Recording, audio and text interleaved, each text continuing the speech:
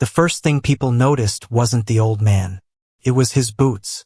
Scuffed leather, streaked with fresh grass stains, standing on the polished marble floor of the county courthouse like they didn't belong there. Then someone in the back let out a quiet chuckle. Another person whispered, "Looks like he got lost on his way to work." A woman wearing an expensive cream-colored blazer didn't even bother lowering her voice. "You'd think he'd borrow a suit for court," she said. The room filled with the kind of laughter that wasn't loud enough to be called cruel, but sharp enough that everyone knew exactly who it was aimed at. The old man simply removed his faded cap, held it against his chest, and waited for the bailiff to call his name. His name was Walter Bennett, 61 years old, and for nearly 3 decades he'd taken care of every flower bed, walking trail, fountain, and oak tree inside Hawthorne Ridge Estates, one of the wealthiest neighborhoods in Northern Virginia. Most homeowners barely knew his name. To them, he was just the grounds guy, the quiet fellow driving the little green maintenance cart every morning before sunrise, the man who somehow always had the roses blooming before Mother's Day and the sidewalks cleared before anyone left for work after a snowstorm. Walter never corrected anyone when they forgot his name. He'd smile, tip his cap, and get back to trimming hedges or planting tulips. That was just who he was. If a kid's bicycle chain came loose, Walter fixed it. If an elderly resident couldn't carry mulch bags to the backyard, Walter helped without charging a dime. If somebody's dog wandered onto the trails, chances were Walter would be the one gently walking it back home. He figured kindness didn't need a receipt. Life had taught him that a long time ago. After losing his wife, Ellen, to cancer 12 years earlier, work became the place where he kept moving. Every flower he planted reminded him of the little garden she loved behind their tiny farmhouse. Every spring felt like another quiet promise that something beautiful always came back after a hard winter.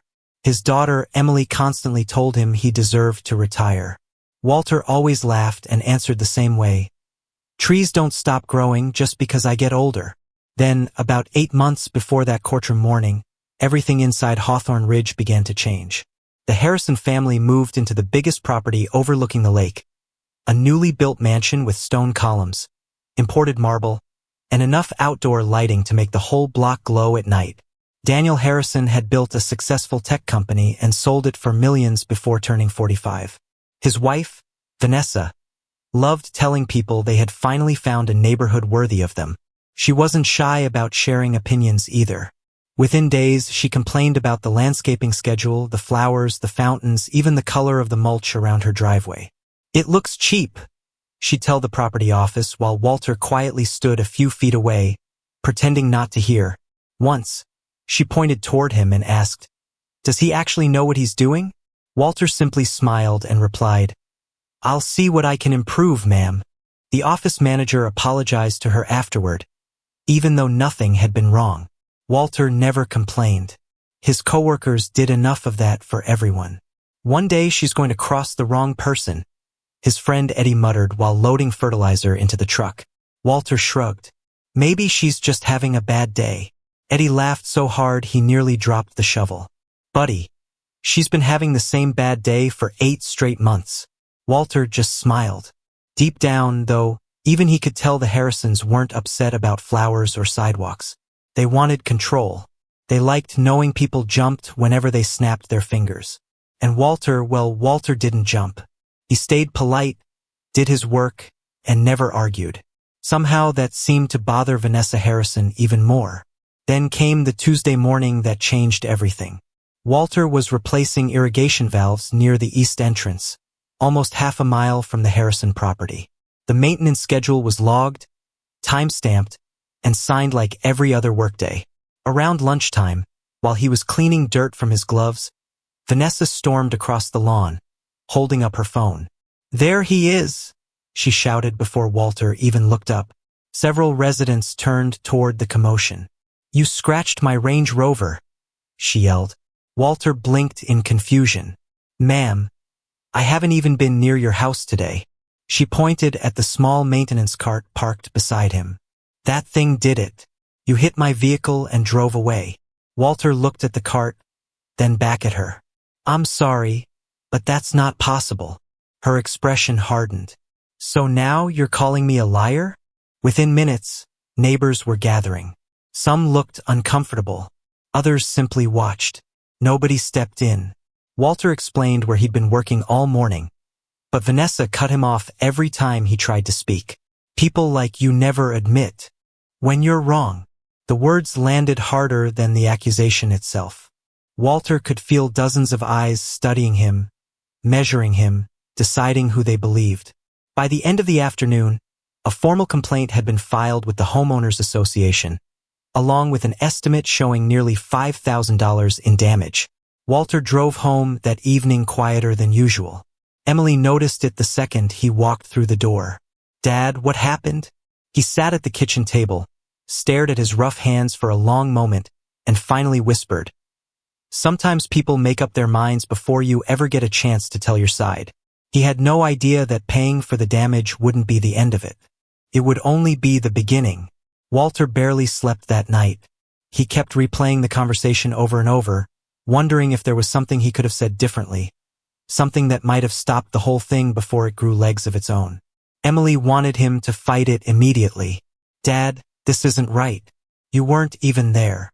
Walter looked out the kitchen window toward the little vegetable garden. He still kept behind the house and quietly answered, "Sometimes proving you're right costs more than admitting you're wrong." 2 days later, he withdrew nearly every dollar from his savings account and paid for repairs he didn't cause. It wasn't because he believed he was guilty. It was because after 28 years of honest work, he thought peace was worth more than pride. He figured the Harrisons would take the money, fix the vehicle, and move on. Instead, the payment seemed to convince Vanessa Harrison that she could push even harder. Less than a week later, another notice arrived. This time, it wasn't simply about the damaged SUV. The Harrisons had filed a civil claim, arguing Walter had acted recklessly, damaged valuable property, and could no longer be trusted to maintain an upscale community. They weren't just asking for compensation anymore. They wanted him removed from his job permanently. Eddie slammed the letter onto the break room table. "This is insane. They already got your money." Walter rubbed his forehead. Apparently, that wasn't enough. The property manager, Richard Collins, looked genuinely uncomfortable when he called Walter into his office. "Off the record," he said quietly. "I don't believe you did this." Walter looked up. "Then why aren't you saying that publicly?" Richard hesitated. "The board doesn't want trouble with the Harrisons. They contribute a lot of money around here." Walter nodded slowly. Somehow, that answer hurt more than the accusation itself. For the first time in nearly 3 decades, loyalty had a price tag, and his wasn't high enough. The following weeks felt different. Residents who used to wave now simply nodded. Some avoided eye contact altogether. Parents who once thanked him for fixing bicycles suddenly hurried their children inside whenever he drove past in the maintenance cart. Rumors spread faster than facts ever could. One neighbor claimed Walter had backed into several cars over the years. Another insisted management had been covering for him. None of it was true, but lies have a funny way of sounding believable once enough people repeat them. Every evening, Walter returned home more exhausted emotionally than physically. Emily found him sitting on the porch one night, holding an old photograph of Ellen. "Mom would have told you to fight," she said softly. Walter smiled without looking up. "Your mother always believed the truth eventually catches up." Emily sat beside him. "Then let it." A few days before the hearing, she offered to help him rent a suit. Walter shook his head almost immediately. "No, Dad.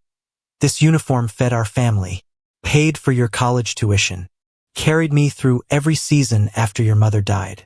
If someone thinks less of me because I'm wearing it, that's their burden, not mine." Emily couldn't argue with that. She simply ironed the old shirt until every crease disappeared and carefully cleaned the mud from his boots.